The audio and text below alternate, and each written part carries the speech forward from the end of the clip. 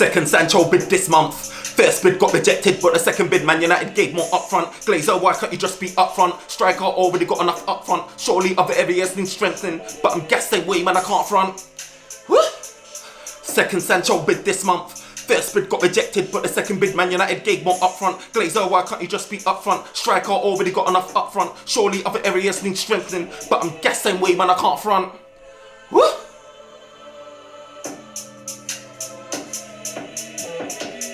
Yo, this is the OT99 Banter Room where opinions are shared and smoke gets served. Look, we're tuned in with another one.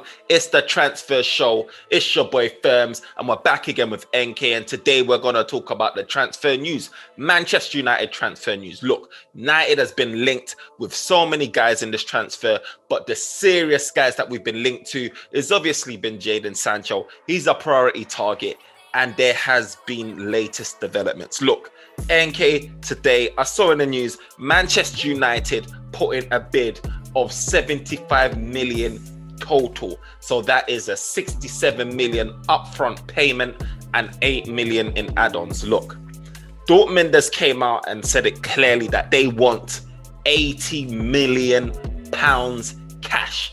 No room for negotiation, no discounts. Manchester United said, stuff that. We made an informal bid initially that got rejected. This one is a formal bid and it is being considered. Look, I'm worried because last season, Dortmund said that they wanted 120 million euros. Manchester United tried to haggle. Sancho ended up staying. They later on dropped the bombshell that he's got 3 years on his contract, which was, a shock to all of us, and he ended up staying. This year, can we see a repeat? Is Dortmund is there gonna be a conclusion to this saga? No, I don't think so. You know what? The body language from last season and then this season is very different. I mean, last season, even though there was rumors that, they were gonna accept like 120 euros or so, that directly never came out of Dortmund. That was coming out of different media and different sources, Last year, publicly, what Dortmund was saying is that Sancho wasn't leaving. That was what they were saying publicly. They never once came out to say, we got, he can leave for a certain price. They never said that. This season, however, they have actually said it themselves. It's not any people reporting that, Dortmund can. They actually came out to say, we got a gentleman agreement with Sancho to say, hey, you know what? If certain, transfer conditions are met, then he can leave. They said it themselves. And obviously, everybody is reporting that is the figure that they want. Whether that is true or not, we don't know that. But that's what is being out there. That's what everybody is believed to kind of like say. But I always say this is like football, Just because you want a certain money doesn't mean you always get it. And if you have made like a gentleman agreement with someone else, I think it's in Dortmund's best interest that they sell Sancho anyway, because they're a business club. They've always sell their best players too. Sometimes for the right amount, sometimes not for the right amount. I don't know. I'll be shocked if they don't accept this bid. I will really be shocked if they don't accept this bid. I mean, you know what, right? The way how it was worded in Sky Sports, it says that Dortmund is considering the bid. Now, it obviously shows that we're a bit closer than before. Like you said earlier, when we were WhatsApping, you said, the first bid, the informal one, Dortmund rejected it. Now This one, they are considering it, meaning that obviously the bid was close for them they value the bid. It's not something that they feel disrespected by. And that gives me a bit of hope. It's making me feel, do they look at this and think, you know what, let's just do it. At the end of the day, it's 5-6 million difference. Is that enough for them to say, do you know what, I want to risk Manchester United potentially walking away or the deal collapsing, and Man United probably looking at other targets like Kingsley Coman, Ousmane Dembele. He just had a decent game for France today. They got the 1-1, and he was running at defenders, giving them torment, giving them stress. But at the end of he got injured. This is the thing, NK. This is the thing. So he got injured, right? And that's what brought me down to reality again, because that's the major thing with him, isn't it? It's like he's got the talent, everyone knows that, but he just keeps getting injured. So Kingsley Coleman, is a guy that, does he play on the right? I know he plays on the left for Bayern. I don't know if I see him more on the left. I don't even know. I play on the right on FIFA, so you play on the right. Do you know what I mean? So I'm just like, obviously Sancho. To be fair, even with Sancho, Sancho, I'm hearing, I see him as well. Like he does his bits. He does a lot of stuff on the left-hand side for Dortmund. He can play on the right. He does play a lot of games on the right as well. But people even say he's more comfortable on the left-hand side. He gets a lot of his goals from the left. He gets a lot of assists from the right. For me, it seems like right wingers are hard to come by these days. It feels like everyone wants to stay on the left and cut in with their right and go for goal. You know what I mean? And I don't know if this is just a new way of training or just I don't even know what it is. Like it's just like. Well, right now the thing is, as a player, especially as a young player, you got to be versatile. You got to be able to play different positions. Look at Mason Greenwood, for example. He's a striker. He's never going to get game time as a striker role. So now he plays us on the right wing. And if you even look at how United play, anyways, United, under Ole, we like to rotate our front three for them to be able to play both on the right, middle, and then left. It's some kind of a rotation thing that we kind of do. So if Sancho comes, yes, he's going to always start on the right-hand side. But, as the game go along, I don't see why he won't be able to swap position with either Rashford or Martial or whoever is kind of a play. He can either switch to the left or there, or even sometimes to even play in the middle as a low, kind of a false number 9, depending on how the kind of like game going. And with him coming to, I feel like the way he's very versatile, like can play along the front three, it kind of like gonna give players like Rashford to also kind of like improve because he's more better playing on the left hand side. In the middle, he's kind of like okay. On the right, he just kind of like go missing. So it would be great to just kind of like add him to the team. Yes, everybody think like on the right, but then he can also play on the left too, and that's something good to kind of like look forward to.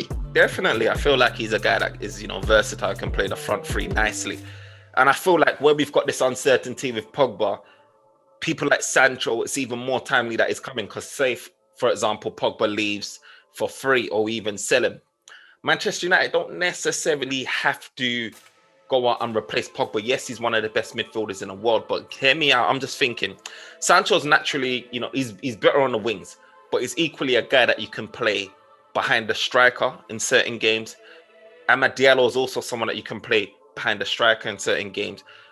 Worst case, you've got Donny van de Beek. You can also play behind the striker, give him that run. Do you know what I mean? In certain games. And I feel like, yes, Pogba will be missed for any club. But if we get Sancho, I don't feel like we'll be in the worst position because for me, I feel like Sancho can hold down the middle. You can still play your Mason Greenwood on the right, and you can still play your Rashford on the left and your Cavani up top. Do you know what I mean?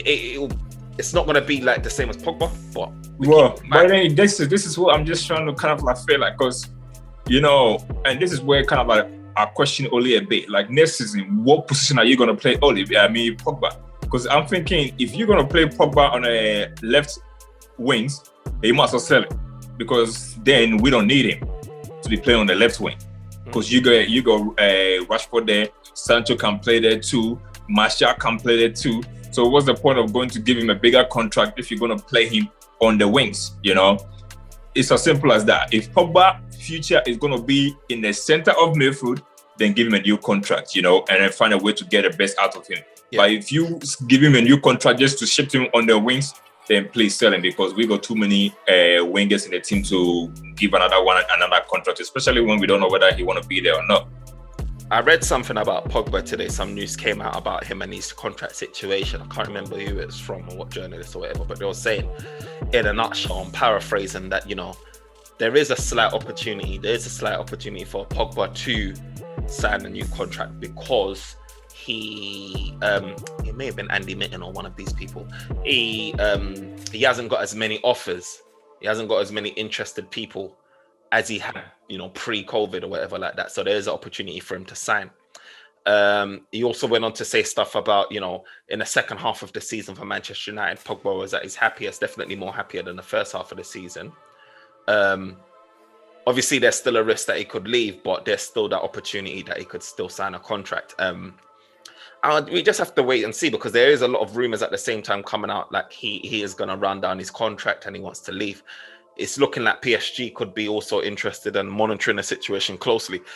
Now, for me, I can see him going to PSG. I can see him running down his contract unless something crazy and drastic happens.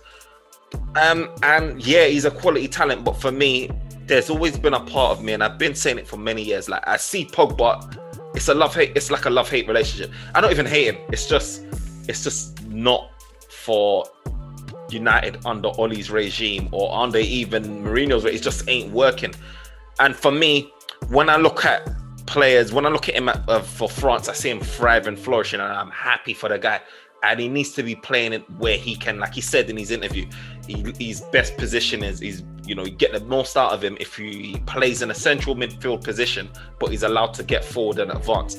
Manchester United depend on him a lot, staying beside and babysitting the DM, because the DM has not got the capabilities to do that defensive role himself, right. So he's always partnered with a Fred or McTominay that's not really like a DM. One's like box to box, they're kind of both like box to boxes. One's just got a lot more, they both got a lot of energy, to be fair, but they like box to boxes. And then you've got Matic, who doesn't really play anyway, but he's kind of past it. So he actually needs a specialist DM. And he's basically saying it at Manchester United, we're putting all of our eggs in getting a centre back, a right winger, everything other than a defensive midfielder that can allow Pogba to flourish. So for me, I feel like Pogba should look out for himself and do what's best for him and his career.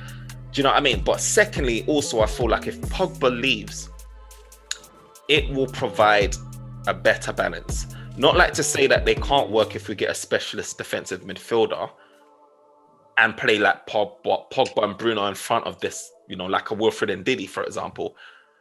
But I feel like the midfield would be better balanced. Now, look at teams now. If you look at France, like I've said, they've got Rabiot, they've got Kante, one of the best DM in the world right about now. Rabiot as well is more of like a box-to-box, but is more defensive-minded, right? You look at your Portugals, they got that Diallo guy, and who else have they got?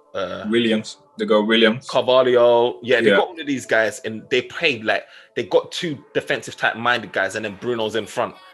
If you look at a lot of these teams, Portugal as well, France, Spain, a lot of them, have got two defensive-minded type guys and an attacker in front of them. Manchester United tried to do that with Fred and Scott McTominay. But the thing is, it's just that the quality of those two on a consistent basis, the ability for them to take the ball off the defenders and advance the ball forward, that transition play from getting it to defense to attack is variable with those two. There's times where I've seen Fred slipping through balls and I'm like, wow, this guy, where have you been hiding? You know what I mean? Or hit a 20 ranger. But most of the time, it's not like that. And I feel like we need that. We need that upgrade. I don't want to sell them, but I just feel like we need an upgrade. Yeah, I think with Pogba's situation, as I said to you, in a way, some days I feel like he's in the driver's seat. Some days I feel like United are in the driver's seat. And as I tell you, like, I think Pogba preferred destination that he will go is Juventus. I feel like Juventus is the only club that he will go and not command like a big wages like how he want to. If we go to PSG, for example, he want to be the superstar of Paris Saint-Germain. Unfortunately, he can't do that because Neymar is already getting big money. There's no way he get more money than Neymar, even if you go there on a free transfer. Now, Juventus deal can only work if United just decide, hey, you know what, we don't want Pogba no more. We're going to try and do a swap deal for Pogba and Ronaldo. Because that's the only way Juventus get for Pogba. His wife is Italian too. So as I tell you, he sued them for them to kind of like go back to familiar places too. I feel like he stayed in like Italy too for some time too. So he's very kind of like familiar there too. France, I don't know if that move suits him too much. As I said, he will go to PSG to get like the bigger contract too. And if he stay at United too, before he signed a deal too, I think one of the things that he would do is sit down with Ole and just talk about where he's gonna play going forward. I feel like that's a conversation he made. Ole, they go like a very good situation too. And I feel like the last kind of like 2 seasons, Ole sat him down and say, hey, you know what? I know this is not where you want to play, but I feel like right now, because I don't have a lot of like DM players and stuff like that, I feel like this will be best where you play. I feel like it's a conversation that they've had, because even if you look at his interview, he said like, look, I'm better off playing there, but when I'm at Man United, it's about the team. The team goes always kind of like come first, and normally that's where the team feel like I should play. But the only thing is, when it comes to the big teams, Ole don't feel like defensively he's good enough. So now, only, especially when you are gonna go, if your aim is to win for a title, you need to come up with a team and a formation that work across the whole season. I have never seen a team win a league by playing different formations. I have never seen a team do that. You can win a Champions League playing different formations, but you cannot win a league playing different formations. I have never seen that. All the teams that have won it, Conte came, played through at the back, full season, never switched formation. City, same formation, full season. Liverpool, same formation throughout the whole season. So he only has to just come and say, hey, okay, you know what, Pogba, going forward, I'm going to play this formation and you're going to play this kind of like side in the middle. And then that's just that. And if it's a big game, if you don't feel like that's good for him, then that he either bench Pogba or not play him. And I feel like that's what he's going to kind of like go. I don't know. With Pogba, as I said, we will not know nothing about it until late in August. If Pogba is going to push for a move, he's not going to do it until late in August. I'm pretty sure he's waiting for what United are going to do. Yeah. And the best transfer deals that we do, I mean, if United sign Sancho and Varane, he's just thinking like, you know, we'll ask you the progress that we're doing. And I feel like with maybe one or two low signing or a big push from the team, I don't see why we can't win stuff, you know. And all of a sudden, with like two great signings, we've gone from maybe getting out of the Champions League to getting to the last four of the Champions League. Really and truly. Yeah. Do you know what, right? Do you know when you talk about formations? Like, so I know Ole tried it in the beginning, the first half of the season, he was doing like the diamonds and all of these different shapes to try and incorporate, like, this is the early, Champions League sort of group stages times. And, at times it worked. At times, we was like, you know what, let's change it back to a 4-2-3-1 because it's too narrow. We're just not looking comfortable. The players are not looking right. Now, I always looked at the diamond formation, right? Or even a 4-3-3 and thought that's probably the formation that we need to do to incorporate a better balance in our squad and get the best out of like your Brunos and your Pogbas, because outside of that, it's going to be a challenge for us doing two in the middle where Pogba's so attacking and us having someone like a Fred or Scott McTominay and not even having a specialist DM. It's just going to be too imbalanced. I feel like United need to either sacrifice the wingers.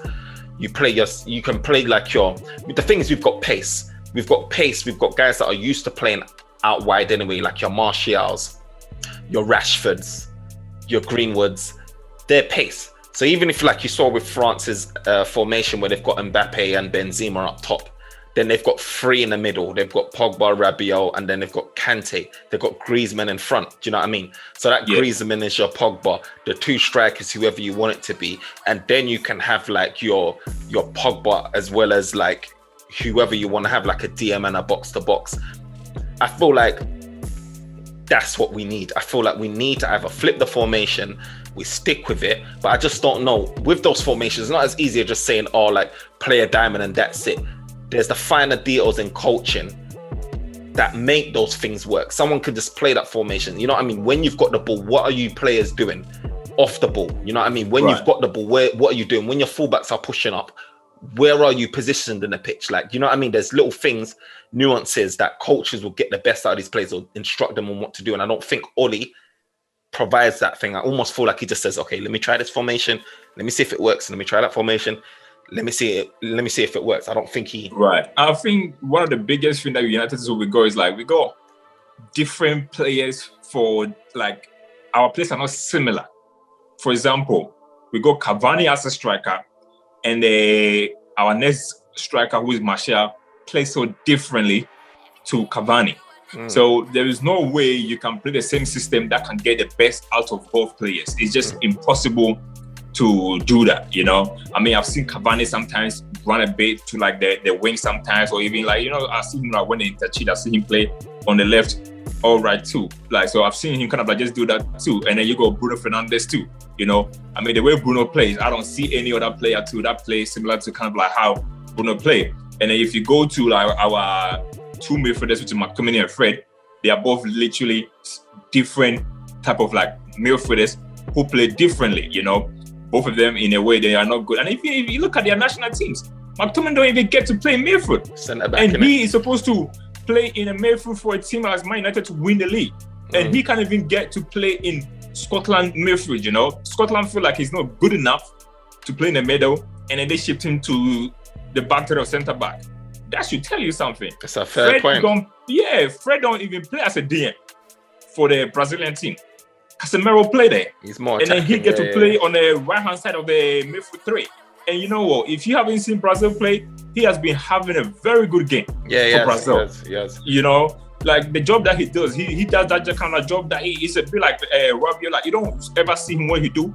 He's winning tackles, he's closing it, but he does it on the right-hand side. That even if he miss or slip and stuff like that, he's not directly at goal where, you know, the United where he's there, a little bit mistake, and then we are exposed there. Even there, when he make a little mistake, there's still Casemiro there to kind of bail him up, you know? So I feel like it's something that I would be surprised if Oli don't come up with a new formation, because right now we got a bunch of attacking players, you know? We got a bunch of attacking players, and playing those two DM, I don't think it is going to work, especially if you're going to play Pogba 2 in there too, because if you play Pogba in the, as I said, the balance of the team don't help, because then we got too much attacking and less defensive too, you know? Yeah. And that's never going to work. So I really, really see Ole trying a new formation. I will not even be surprised if we actually start the season by going 3 at the back. I will not be surprised if United start the season playing 3 at the back or playing a different type of formation. But I don't know. If Ole goes into the season playing the same formation as we are playing, and especially if we don't get a defensive midfielder or another midfielder too, I don't see how that works. I really don't see how that works. I feel like the key position is a defensive midfielder, and I'm going to get onto that in a second. But I like I said, I just feel like if you look at France's formation, they've done a 4-3-3. So they've got their 4 centre backs, then they've got Rabiot, then they've got Kante, and then they've got Pogba. Pogba's playing on that, you know, that was it left side or whatever of the 3. And then they've got Griezmann, who would be your Pogba. So, like, you know what I mean? And then they've got their 2 strikers. Have your pick. Sancho, Rashford, Martial, Cavani. Have your pick of who's at top. Those players can still drift wide. Do you know what I mean? With your strikers, they can still split. They can allow, you know, your Brunos to get forward, your Pogbas to get forward. I feel like that's what we should do. Stick with it. And it will take some coaching, but something's got to change, you know what I mean? Because we've got to get the best out of them. But on Pogba leaving, just to finalize that chapter, is just like, yeah, I feel like he's going to rinse it out, wait to the end after the Euros. He's probably going to understand what Manchester United is offering him. You know, when he starts having negotiations and discussions with whoever, whether it be PSG, Juventus or whatever, he's going to weigh it up and see if he's getting any offers before he even makes a decision. Thing is Manchester United, I'll be very surprised if we go into next sort of season without having this matter resolved, because if we go into this next season without having the matter resolved, we're basically saying that Pogba's leaving on a free. Man United's got to be able to say, do you know what, this is the deadline where decision needs to be made. If it passes this, then I understand that you want to leave for free. Have your discussions with whoever, but just know that this is the deadline, that the thing needs to be done. Otherwise, we need to be shipping you. And I feel like Man United need to do that. Yeah, I don't know. With Pogba's situation, this is, as I told you, I said like it's similar to like the De Gea kind of like situation. Pogba don't really have like a lot of places to kind of like go at the moment to command that kind of thing. And United will never let him leave on a free too. So I feel contract negotiation are going to kind of like start between like August. He will definitely start the season with Man United. And I feel like United will be confident that they can agree a contract with him. So I don't see them selling him. Maybe if somewhere along the line between September to November, if contract negotiation like break down, then I'll see him kind of like saying, United saying like, hey, you know what, during the January transfer window, we're going to take like 50 million for you, and then for you to kind of like go. And that's how I kind of like see it. Or if Pogba get like an injury where he can't play like during those kind of like times, then they can say, hey, you know what, we're going to kind of like take our losses. But I really see him signing a new contract, whether it's like a 3-year or something like that. Because basically he can still sign a 3-year contract and still leave when he's in his 30, you know. Sign a 3-year contract, play another 2 years, and still go to like Italy. You know what I mean? Or something. Just, you know what I mean? And then just to go back to Italy. And I feel like if he do that too, if he stay at United, no matter what it is, he's still going to be the superstar, whether he's playing good or not, because Pogba is always the superstar of the team. He's the most talked about playing at United, they use him for the commercial anyway. And I feel like that's all he wants to do, to be honest. So I see that matter of getting results around of it, but I don't think the Pogba situation we will hear much about it. All this noise, they can just kind of like go back. It won't take center stage. I mean, I hope it sort of it's not a spectacle about Pogba again, because I hate when that stuff happens. And do you know what I mean? There's Varane still there that Manchester United is chasing, and if you can pull off a swap deal between Pogba and Varane, that would equally be good, because that one, I wouldn't feel you needed to add any money or take away any money in that situation. Well, Pogba to go to Real Madrid. Pogba to go to Real Madrid, Varane to come the other. Real Madrid don't want to pay Varane wages. You think they're going to give Pogba his wages, especially with his agent? No way they're going to give his agent. And right now, to go to Real Madrid is not guarantee you trophies like it was back in the day, where players are going to go say, hey, you know what? I'm going there to win stuff. Right now, you're not even guaranteed to win stuff with Real Madrid no more. So there's two things, right? So one, Ramos left. He was on like 340 a week. So it's freed up a considerable amount of money, which is why there's been rumors that, you know, Carlo Ancelotti wants to keep Varane as well. So it's just like, this and Alba for big wages, because he came for free too. Alba came for free and he was probably, I think, like 275 a week too. I mean, so they kind of replace his wages. At the end of the day, if you wanna strengthen your squad, this is the best way you're gonna do it. Otherwise, any other route is gonna be expensive. Do you know what I mean? So it's just like, if you want to strengthen it, you know, a guy wants to leave. If he wants to leave, then there's a deal to be had. There's a deal to be made, and I feel like Manchester United again could explore that, you know, if he wanted to go there. But I get what you're saying. Obviously, when Pogba was tutored to go into Real Madrid, Zidane was there as well. They were in fine form, winning your Champions Leagues and stuff like that. Now it's kind of looking a bit iffy with Real Madrid. We're not seeing them invested in anyone, not making any strides. Obviously, they didn't do too well in the league. Syria they're just not looking too good. And also, I feel like, you know what, the Real Madrid president here, I don't think he get on well with Pogba's agent, because I don't think he get on with, because Zidane has always won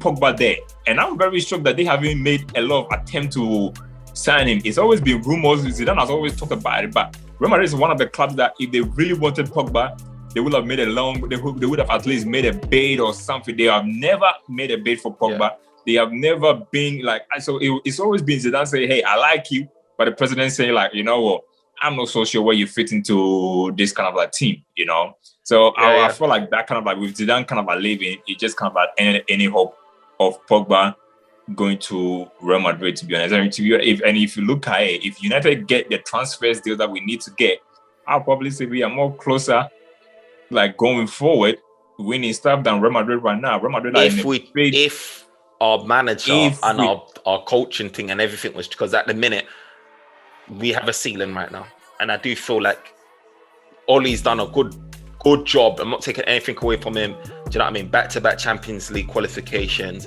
He's stabled the ship. You know, he's bringing in the type of players that I like. Do you know what I mean? Even though, you know, some people may query it, but I think it's good for what is available anyway. And I just feel like, but there's a ceiling. And I feel like, yes, if we're talking about Manchester United trying to compete with your likes of Real Madrid or any of them, then I do feel like we need to up the game in terms of our coaching, our staff, our manager, everything like that. And that's just me being honest. But DMs now. Obviously, Manchester United has been linked with Declan Rice. I've been watching Declan Rice closely in the Euros. He hasn't been standing out to me. The latest game was with Calvin Phillips, you know, against Scotland. Calvin Phillips is the guy that has been more active, running around, chasing the ball. He's got more to his game, passing, etc. The transition between defense and attack. Calvin's probably looking the brighter one. Obviously got an assist. Declan Rice is sitting very deep. Sometimes he even acts as a centre back at times, because he really takes his job of the covering, protecting that defence very seriously. But I am not getting a vibe, and I've said it many times, from Declan Rice that is the right thing for Manchester United. I can really see Manchester United purchasing Declan Rice, you know, if he was to come, and him not being enough defensively that we resort to playing someone like Scott McTominay beside him. And that's a worry because you would have spent like 80 plus million on a guy and he's not good enough to do that thing by himself. And for me, if you're going up against a Scotland, you should never be having two DMs where you've got someone that, you know, West Ham and are saying he's worth 100 million. Do you know? I can understand against a big squad, but against Scotland, Declan Rice should have been able to marshal that defensive midfield position himself. So I don't know. And for me, it's just like Southgate doesn't even have the confidence to make that substitution. He has 5 available to him or whatever. He's only making just a couple. Why not bring off one of them, Calvin Phillips or whatever, and then bring on someone more attacking? Drop maybe Mount deeper or Grealish deeper, and then, you know, bring on a Sancho, put him up top. I don't know. He just doesn't give me the confidence, Grealish. With Declan Rice, for example, I mean, I've been a big fan of him, and this Euros, I wanted to kind of watch him, how he play in a big team, you know, how he kind of play.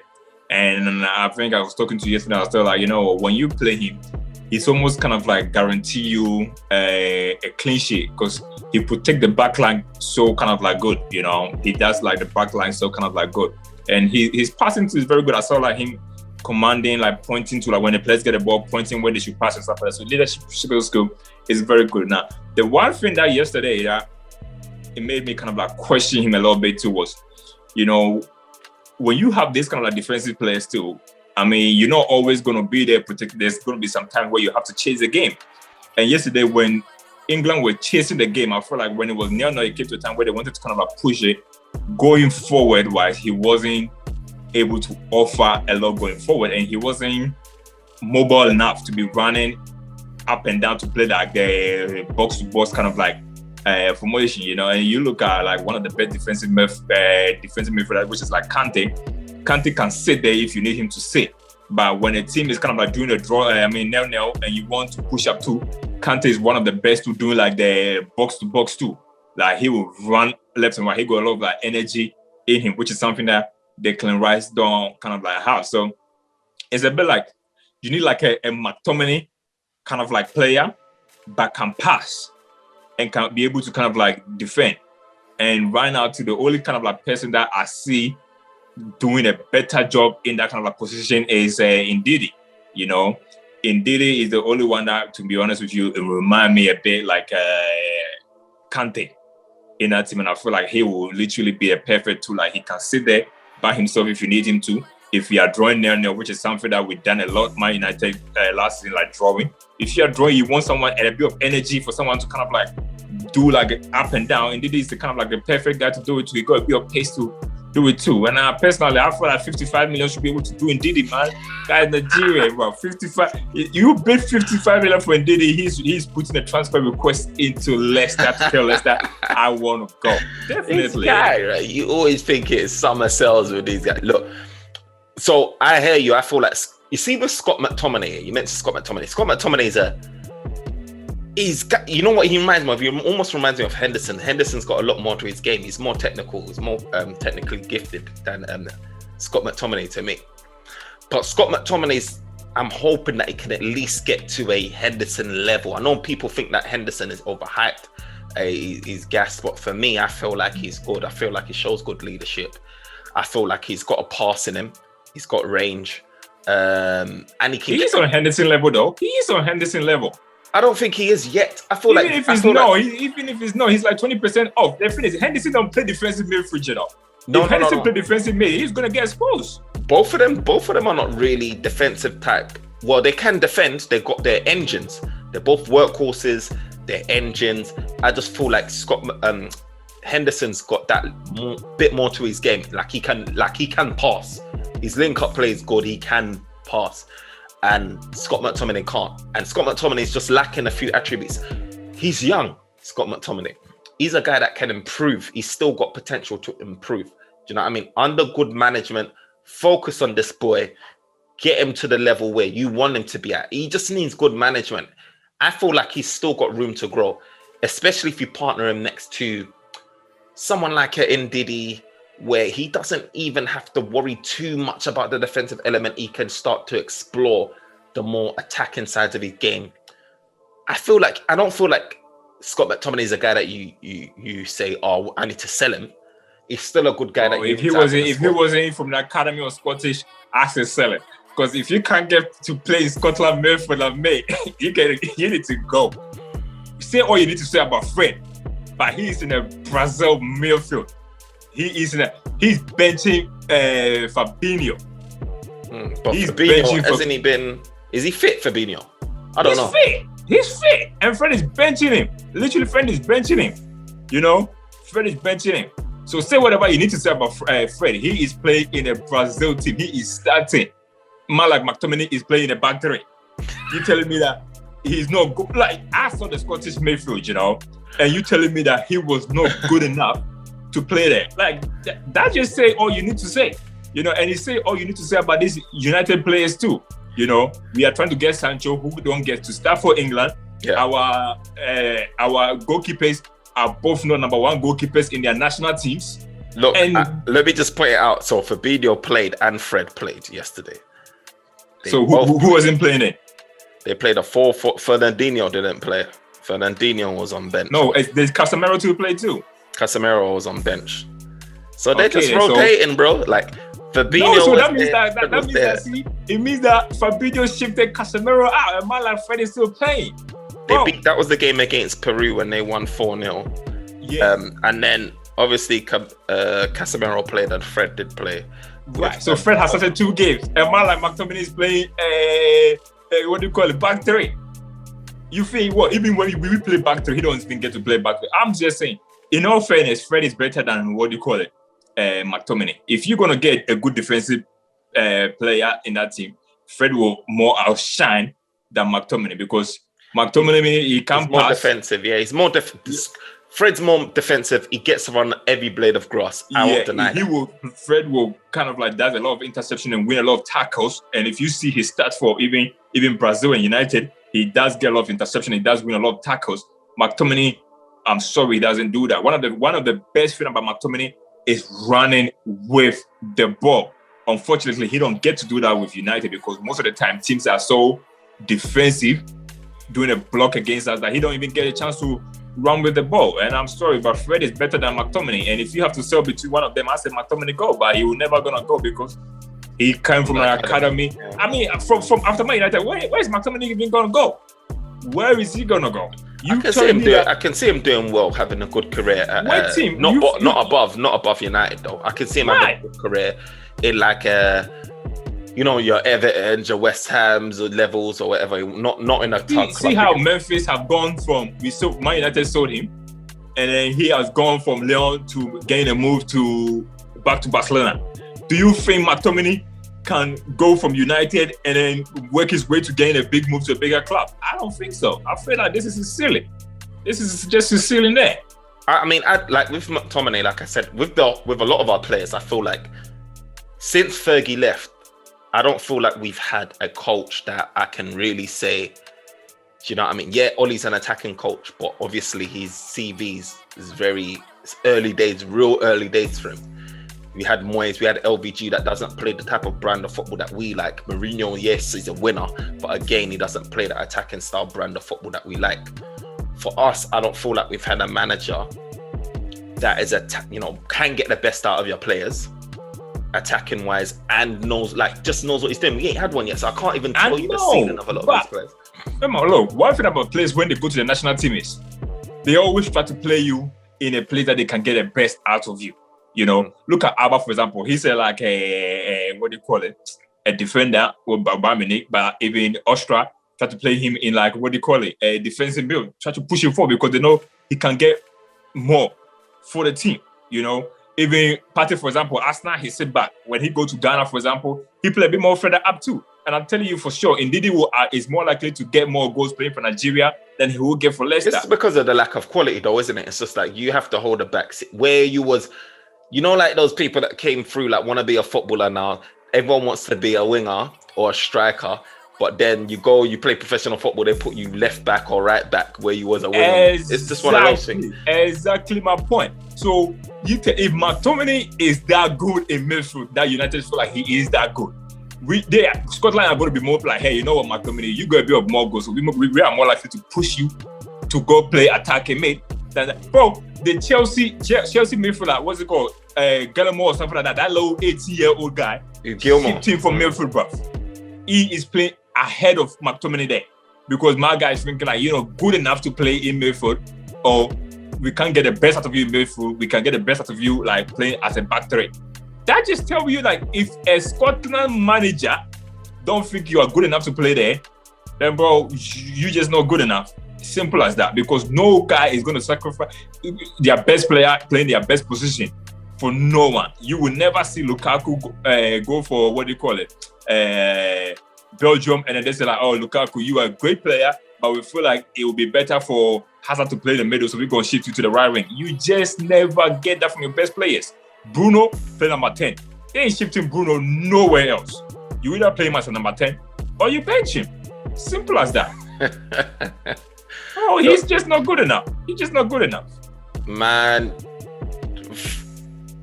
I feel like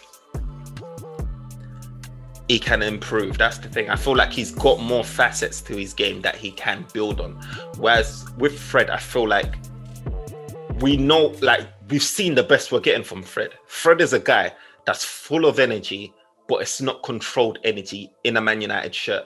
Like, yes, he will do these interceptions. Yes, he will make some good challenges, but you're not going to have anything going forward. It's not gonna be enough. Where I've seen glimpses from Scott McTominay. Like I said, last season he got about 7-8 goals. Do you understand? Oh no, I don't think he got that much goals. I feel he got like 5. No, he got in all competitions. He got about 7-8 goals. Mate, still he can shoot.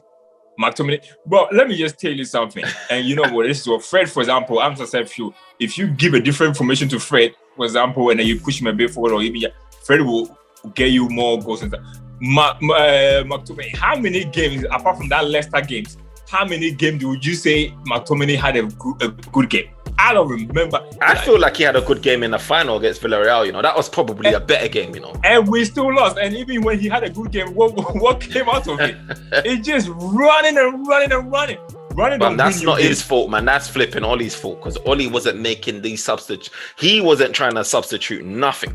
Look, okay, exactly. So we got 7 goals run all you want. And 2 assists in all competitions. How many did he score? 7. 7. How many assists? 2. And there you go. There you go. Do you want me to check Fred's? Bro, I know Fred got 1 more goal, but as I said to you, Fred is not there to just do that. Fred's job is the interception. Fred will have more interception than him. He will have more tackling. But my thing is this. We need a specialist DM. This is where my rationale comes in. If we get a specialist DM, then who out of these people would you say, hey, you know what, we'll play ahead of each other? Look, if you're saying that Fred is more defensive-minded than Scott McTominay, fair. I agree. I think he is. But if you're talking about bringing in a Wilfred and Didi, right, you're replacing Fred with Wilfred and Didi, because Wilfred and Didi is giving you the defensive-mindedness of Fred. Not necessarily, because as you have seen from Brazilian team, Fred don't even play as a DM. Yeah, but that's Brazil. Look, Brazil, don't get me wrong, and no offense to like South American football. Yes, you've got superstars in there. You've got amazing superstars. You've got some of the greats are coming from South American football. But when I'm talking about their type of football and our type of football, is very different. Do you understand? Very different. Our football, is very technical. It is very zero-timeable, very technical. You're just getting closed on left, right, and center. These men are not coming in and just suddenly adapting to Premier League football. It's a whole different kettle of fish. Okay, question here. Say we bought Ndidi and we're going to play him as just the only defensive midfielder there, and we're playing a similar formation as France are playing right now. And the Griezmann position is going to go towards for Bruno, and we go maybe Sancho over there, and then we go maybe, let's say, Rashford on that side, and Bruno is going to play the Griezmann formation. Pogba on the left, Ndidi in the middle. Who do you play on the right-hand side to play that Rabiot formation? Who is going to be more suited to play on that kind of like right-hand side? None of them, man. This is why I want Ruben Neves, bro. Real talk. If I had to choose between both of them, right, it really does depend on the opposition. Real talk, because why I say that is because if we're going up against a mad attacking team and we're trying to, Champions League, first leg, away from home, I'll put Fred, right? If you're trying to chase a game, maybe trying to get that little bit extra out of Scott McTominay and Fred, I'll put Scott McTominay because I know Scott McTominay can get you a goal. Look, there is no way in hell Fred is going to get you a goal. He will shoot that ball, is going to Switzerland, back from Switzerland to Israel, back from Israel, end up in your homeland. But you know what? See, when you get a chance and you watch clips of Man United here, if you have seen, no. This guy. I'm just telling you, when I watch the games, yeah, this is the problem there. During the transition, you know, when we get a ball from defense and we're trying to work our way going forward, McTominay when he always get a ball, 60% of the time, yeah, he'll either go sideways or back to the defender. 60% of the time. Fred, 60% of the time, yeah, will go forward. When we play counter-attack, Fred is always a guy starting the counter-attacking move.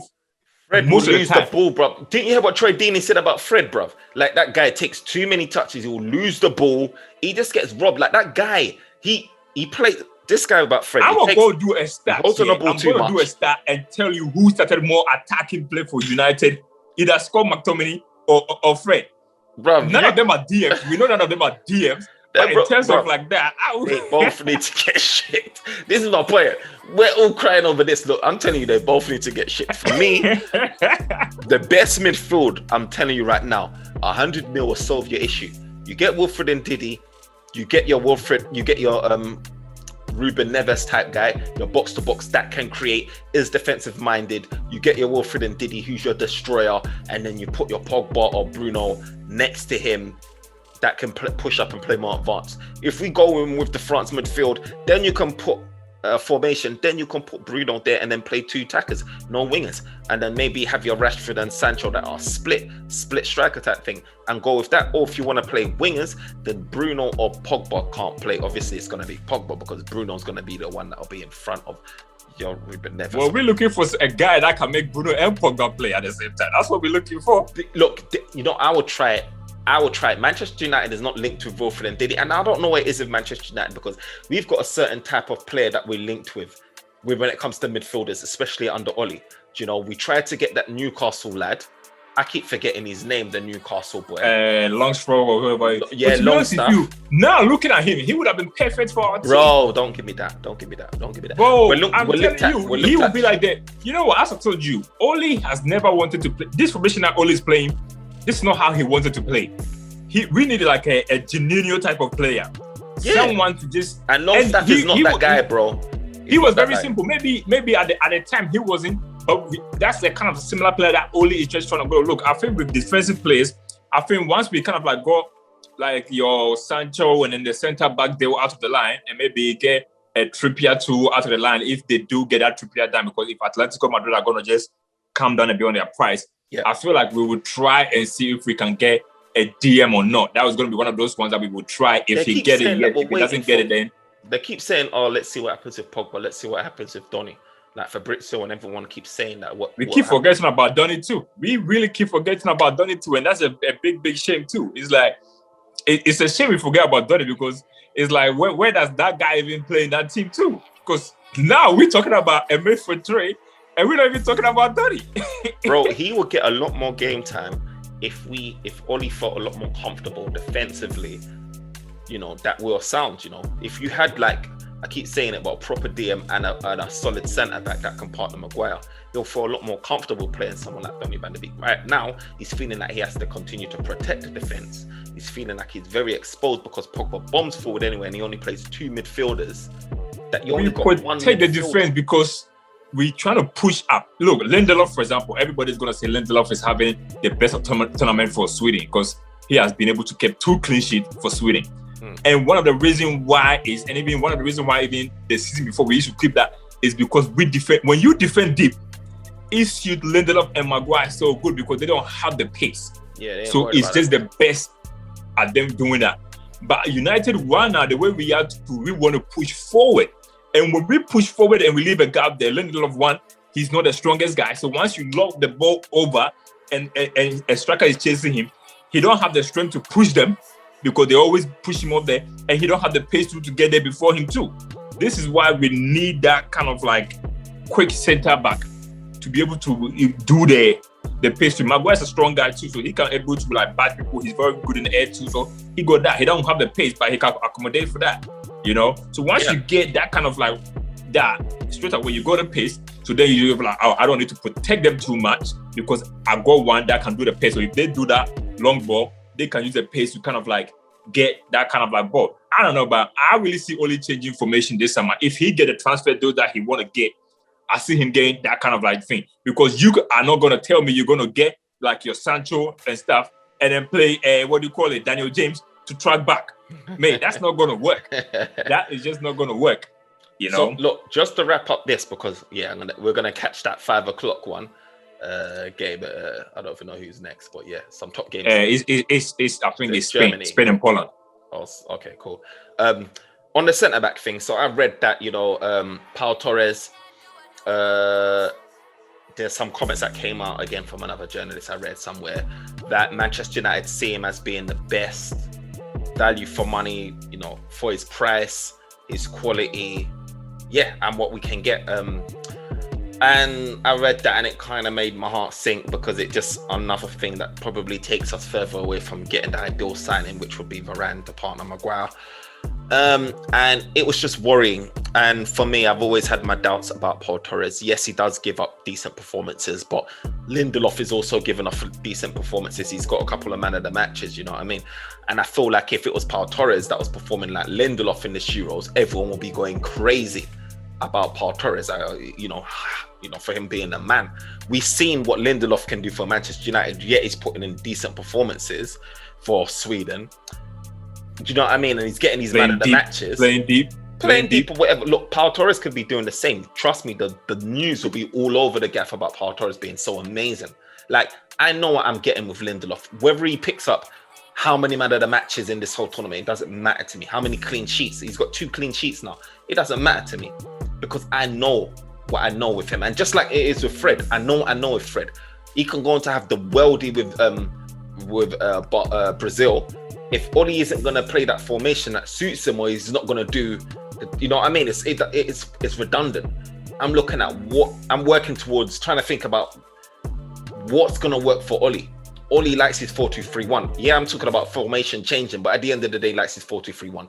The best thing that we can do is get another centre back and another solid DM that can support with Pogba. Do you know what I mean? To make that work.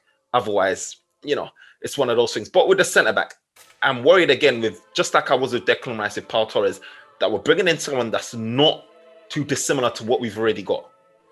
Pau Torres, for me, doesn't strike me as someone that's going to offer something, complement someone like Maguire, give something different. Where's his strength?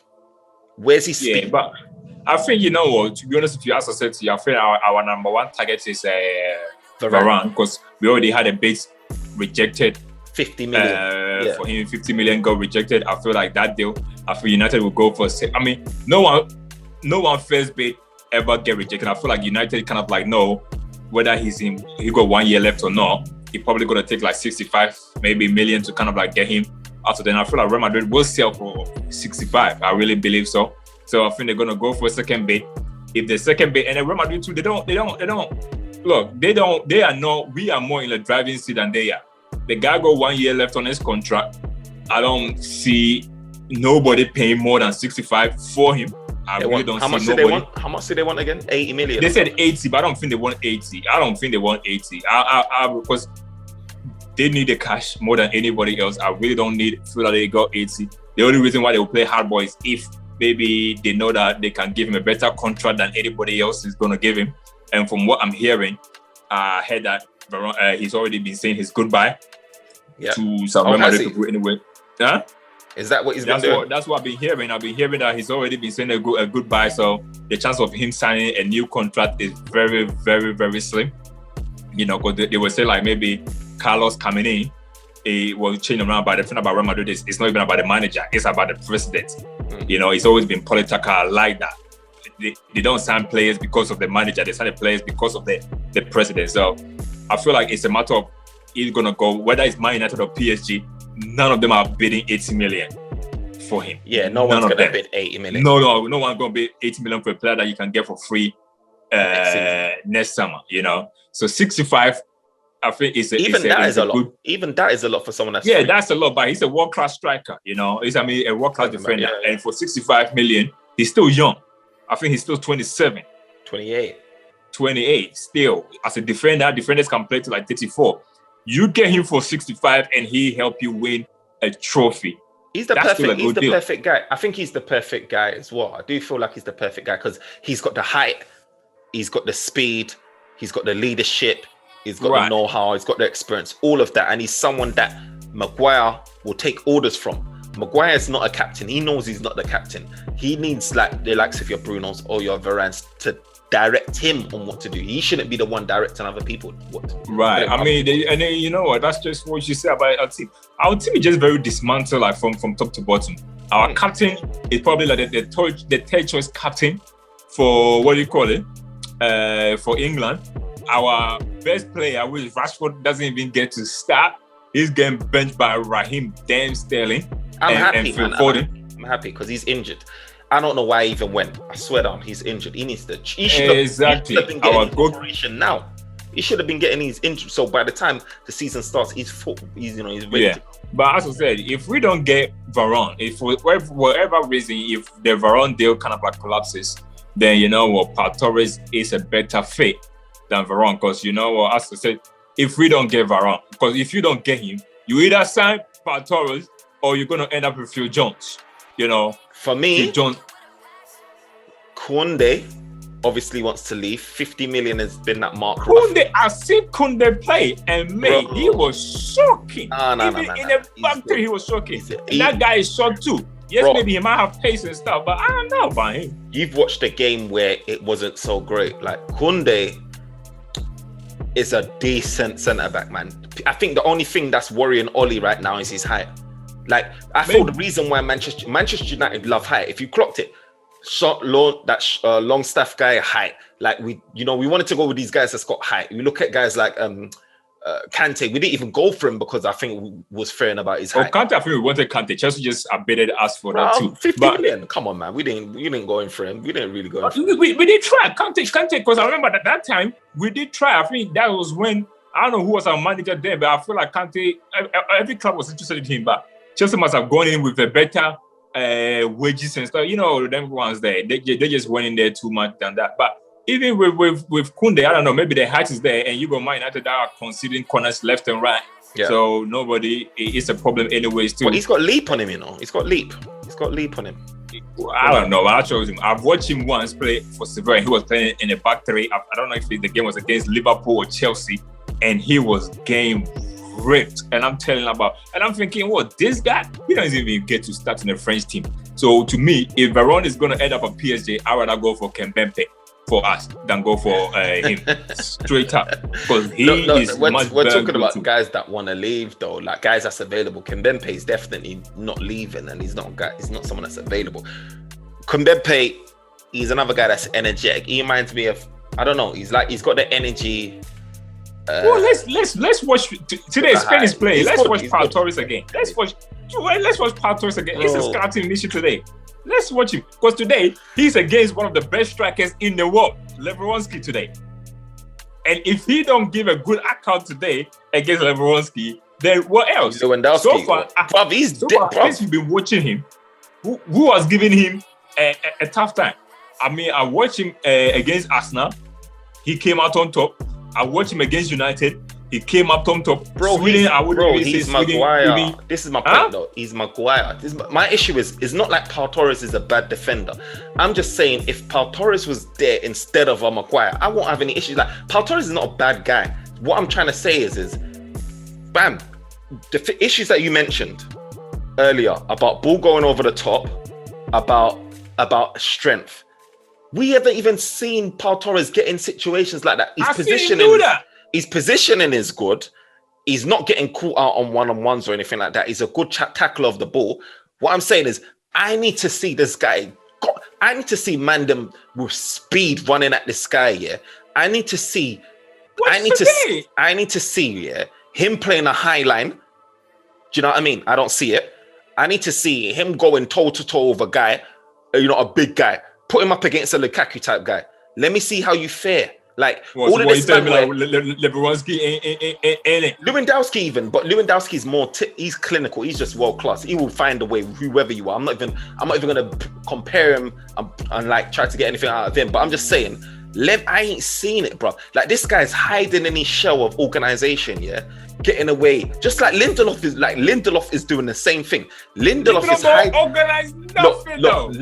I'm not saying he's organizing it. I'm just saying he's hiding in a shell of a good organized defense at the moment. He's taking his clean sheets. He's getting these man of the match awards. What is man learning about Pau Torres? I'm not learning, and I haven't learned anything. I swear to you, I watched Pau Torres, yeah, and I haven't learned anything about Pau Torres that can give me a definitive conclusion that guy will be successful at Manchester United. I've seen a good defender. You same thing about Ruben Diaz too when he was in Benfica and Manchester. I didn't even watch him enough to even tell you. Exactly my point. But what I'm telling you is I'm watching this guy and I see a good defender, but I just don't see. I see Maguire. That's what I see. He's faster than Maguire. He's faster than Maguire. Like, by how much? Like he's not that. He's not go, the type of... Go on FIFA and check his speed on FIFA. Look at this guy.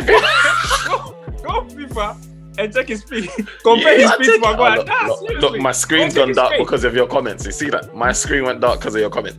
Bro, man's talking about FIFA. Look, I'm telling you that I want No, but he's quick though. He's quick. He's quick. He's quick. He's not Bailly quick. And my thing is we need Bailly quick. He's Bailly quick, bro. He's not Bailly quick. He's one of the fastest centre-backs out there right about now. He's one of them. He's not the fastest, but he's one of them. He's not Bailly quick. He is fast. He's probably faster than Lindelof and Maguire, yes, because they're not fast anyway.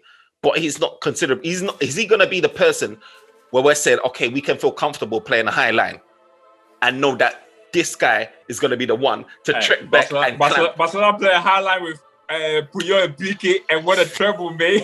Believe. Piqué is a slow guy with Puyol. You put Piqué in the Premier League game in, game out, and you see what happens to them, man, and Puyol. You put them game in, game out, you see what happens to them, man. Well, let's just hope Man United get Varane there, but let's watch Pau Torres keep Lewandowski quiet today. You're gonna see a masterclass. I'm doing another live show. After this game, you're gonna tell me that NK is quality, mate. Look, there you have it, mate. Look, I need to go and watch this game because Portugal and Germany is on right now. I think Germany's 1-0 up at the minute. It's looking crazy. I need to go and enjoy this game, But you know what, guys? Remember to like, comment, and subscribe. Support the thing. Follow me on Twitter at 99banter, on Instagram at OT99_banterroom, TikTok OT99 banterroom, all one word, at OT99 banterroom. Remember to like, comment, subscribe, follow, support the thing. Look, we're out. Torres.